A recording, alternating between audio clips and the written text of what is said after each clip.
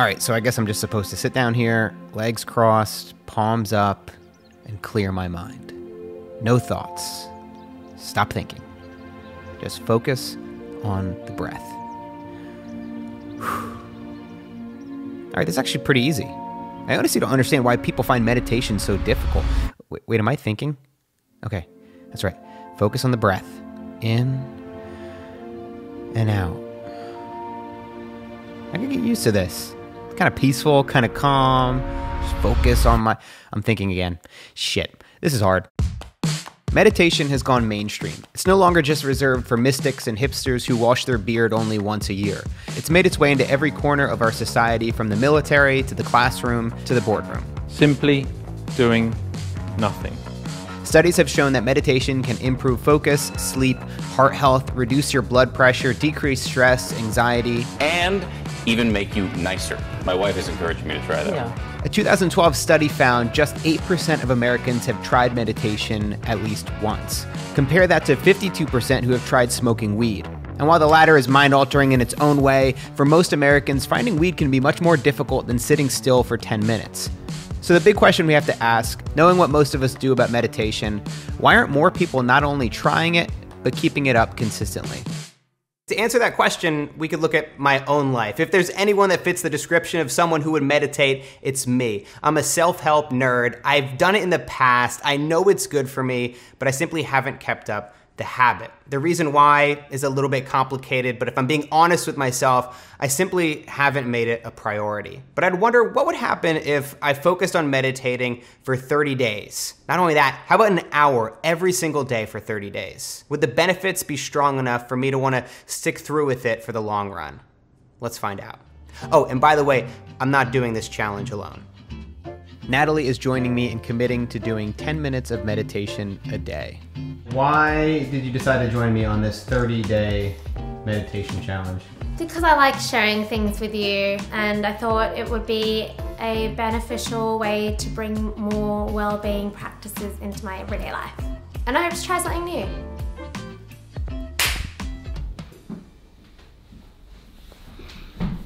Instead of doing it all in one big chunk, I've decided to split up my meditations, at least for the beginning, into one 30-minute meditation in the morning and a 30-minute one at night.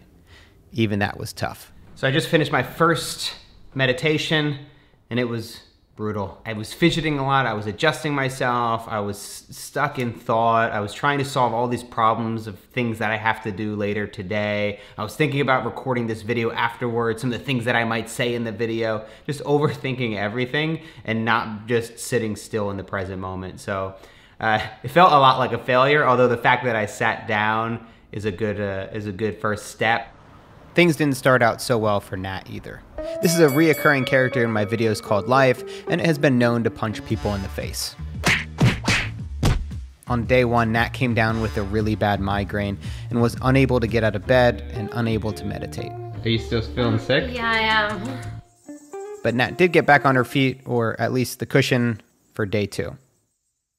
The methods of meditation we'll be using over the next 30 days will vary, but they all have their root in a practice called mindfulness.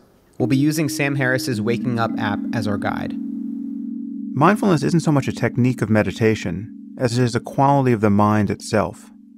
It is simply undistracted attention. It's the ability to notice the sights and sounds and sensations, and even thoughts, that are arising in consciousness in each moment, in a way that isn't cluttered or even mediated by concepts. This isn't just about relaxing. It's not even about stopping yourself from thinking. That might be impossible, unless you're Natalie. Hey! It's observing everything that arises, seeing the inner workings of your mind, and noticing the patterns we fall into. You're seeing how crazy you are. And that actually has a real value. A systematic collision with the asshole in your head has a real value, because when the asshole offers you up a shitty suggestion in the rest of your life, which is basically its job, like, oh yeah, you should eat the 17th cookie, or say the thing that's going to ruin the next 48 hours of your marriage, or whatever, you're better able to resist it. Day 4 for Nat. I like the course because it's actually like stretching. I feel like this sounds douchey, but it feels like it's stretching my mind. Day 5, that's 5 hours of meditating so far. Just wasting my days away. I was gonna say, imagine all the videos you could have done in 5 hours. It was apparent from the very beginning that having a course, an app, something to follow along with is helpful for even understanding why you're doing this to begin with, and having something to guide you along the way as you think you're doing it completely wrong. There are tons of popular apps for meditation. I'm using Sam Harris's. You might find similar success with Headspace, 10% Happier, or another app of your choice. After a few days, I started to get more comfortable, more settled into meditation. I also started to realize how truly difficult it is to stay in the present moment, how often I get swept up in my own thoughts, and how difficult it is to not judge myself for it when I catch myself. I also realized that doing 2 30-minute stints in and of itself was also pretty ambitious, and it would be much more productive if I split it out and spread it across my day from 5 to 10 to 15-minute meditations. It wasn't until day 11 that I started to see some of the benefits slip into the rest of my day. I wrote in my journal one night. I can feel more productive, more locked into conversation with Natalie, more aware of every word she says, and she says a lot. My focus has grown even when it comes to listening to audiobooks. I can feel my mind start to drift, and I will be able to catch myself much quicker and bring myself back to the audiobook. I'm realizing that my attention has always been scattered, and it has less to do with the messages around me and more to do with the messages I'm creating in my own mind. I'm sitting here writing this after a short 6-minute meditation. I'm staring out at the palm trees. A cool breeze is hitting me. A car whose muffler seems to be broken rattles past. I can taste my whiskey in a way that I rarely do. I can hold on to these things longer and yet still let them go. So there are 2 things that I really liked about Sam Harris's guided meditation. One is that oftentimes throughout the meditation, he'll give pause and say, the moment you find yourself lost in thought, bring yourself either back to your breath, catch that thought that you were having, listen to the sounds that are appearing. And it was a great reminder to be present, to be aware, because every time he did mention that, I happened to be lost in thought. And the other thing that he does is, for the final 60 seconds, he'll often say, in the final minute of this meditation, just begin again. If you found yourself lost in thought throughout this session, for the final 60 seconds, start again, focus on the breath. And it made me feel as even if the past 15 minutes were a complete wash or it felt like a waste, if I ended the meditation with 60 seconds where I was really mindful, where I was aware of my surroundings and I was present, I felt as if it wasn't a complete waste, and I felt better about meditating in general. Living in Los Angeles, there are no shortage of distractions, so I wondered if getting away for a few days on a miniature retreat would help expedite the process. So it's halfway through the month and I'm packing my bags for the desert, for quiet and solitude. And my friends, that's how you pack as a minimalist. Shit. I forgot about my film gear.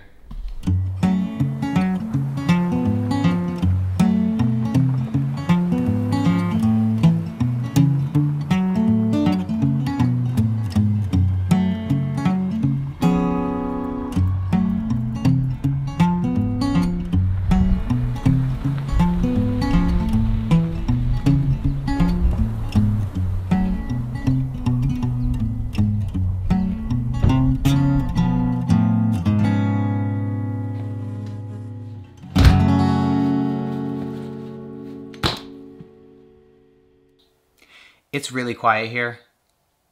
Like, eerily quiet.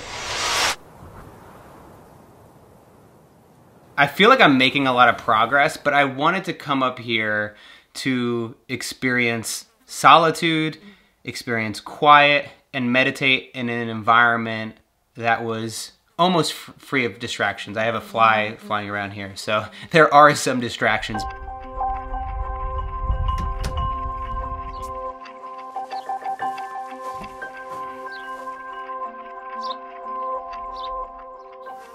This fly was definitely testing me on this meditation. That kind of broke my process quite a bit. I felt like it was the Karate Kid or Kill Bill or something. Man who catch fly with chopstick. I feel like no matter what, no matter where you are, there are going to be potential distractions. There's always something that will potentially come into your awareness. And really, I guess the whole idea of meditation is just to be aware of those things and to observe consciousness. I didn't get it.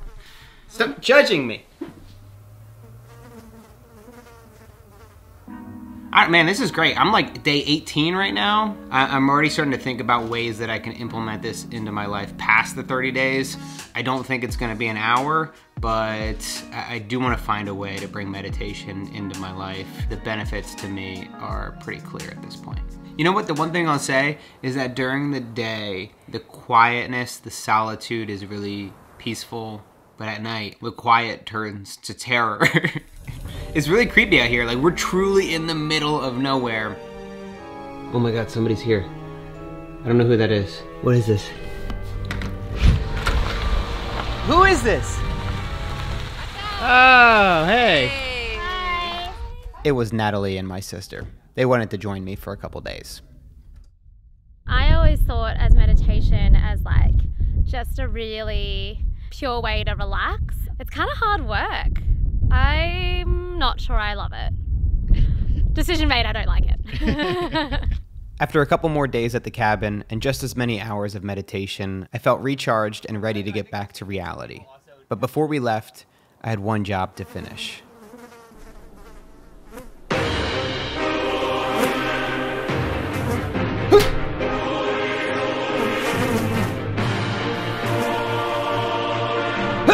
I see it. I can't believe you only brought a backpack. Oh, wait, no. Dude, I'm not gonna lie. I think I reached enlightenment on this trip. I was born enlightened, bitch.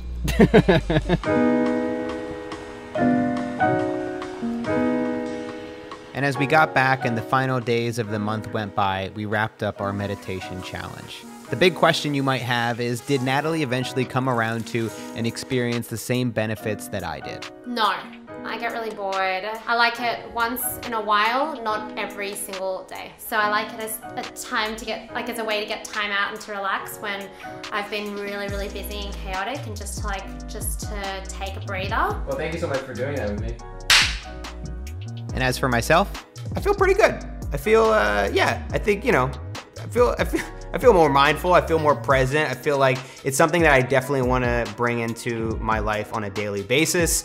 Definitely not for 1 hour. There were some negative effects of going this hard in the beginning. It's kind of like running a marathon before you've ever done a 5K. My time wasn't that productive. Although I didn't injure myself physically, I did find myself mentally fatigued. And I do believe that the difference between 0 and 10 minutes of meditating every day is a far greater difference than 10 minutes to 60.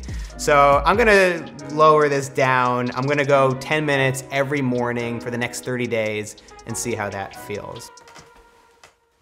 The process of letting go of stuff physically in our life, the things in our life, can be relatively easy. Letting go of things that happened in our past, negative relationships, negative thoughts, is something that takes a lot more work and a lot more practice. And I found that meditation is really one of the greatest ways to do that. Thanks for watching. If you like my videos, you might also enjoy my newsletter. Every Tuesday, I send out a short email on minimalism, habits, and productivity. If you sign up right now, you'll get access to my 20-minute documentary called Unstuck, The 5 Steps to Change. This is a newsletter exclusive that you can't get anywhere else. No spam, unsubscribe whenever you want. Get it at mattdiavella.com. There's a link down in the description. Thanks for watching.